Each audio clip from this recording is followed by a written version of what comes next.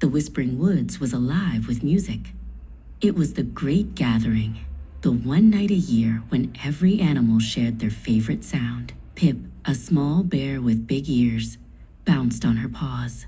She wanted to show everyone that she was a real, grown-up bear with a mighty voice. Her mama, Amandine, watched her with a proud and encouraging smile. First, a blue jay named Jory perched on a low cedar branch. He ruffled his feathers and let out a trill that sounded like silver bells ringing in the wind. Pip took a deep breath, puffed out her chest, and tried to whistle just like him. But instead of a song, out came a tiny, dry hiccup. Jory tilted his head, and Pip felt her ears turn hot with embarrassment. Next, a wolf named Lupo stood atop a mossy gray rock. He lifted his chin high and sang a long, haunting howl that echoed through the dark pines. Pip tried to stretch her neck just like Lupo.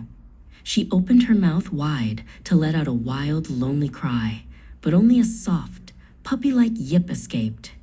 The other animals didn't laugh, but Pip felt very small and very quiet. Pip tried and tried. She tried to croak like the frogs and hoot like the owls, but every time, her voice felt thin and wobbly.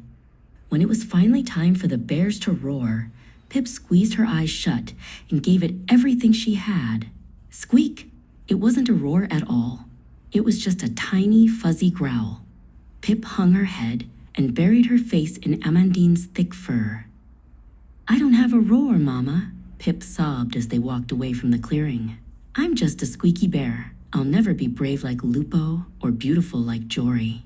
Amandine stopped walking and nuzzled Pip's neck. "A voice isn't something you copy, my little sprout," she said softly. "It's something you find inside. Come with me. I want to show you a special place." Amandine led Pip deep into the misty mountains to a place where the rocks were tall and the air felt heavy and still. They stood before the mouth of the echoing cave. It looked dark and mysterious, like a giant mouth waiting for a secret. "This cave has a special kind of magic," Amandine whispered. "It only repeats what is true." Amandine stepped forward and planted her feet firmly on the stone. She took a breath so deep her ribs expanded, and then, roar! The sound was like thunder rolling over the hills. The cave caught the sound and threw it back, louder and stronger. Pip felt the vibration in her very toes. She looked at her mama with wide, wondering eyes, amazed by the power of her voice. "Now you try," Amandine said, stepping back to give Pip plenty of space. "But don't try to be a bird, and don't try to be a wolf. Don't even try to be me. Just be Pip."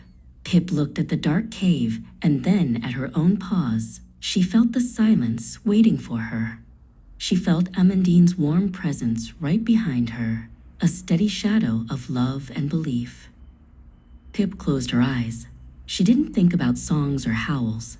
She thought about the wind in the trees, the smell of the rain, and the strength in her own heart. She felt a heat rising in her chest, a rumbling like a tiny volcano ready to burst.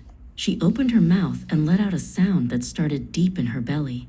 It wasn't a squeak. It was a sharp, clear, honest roar.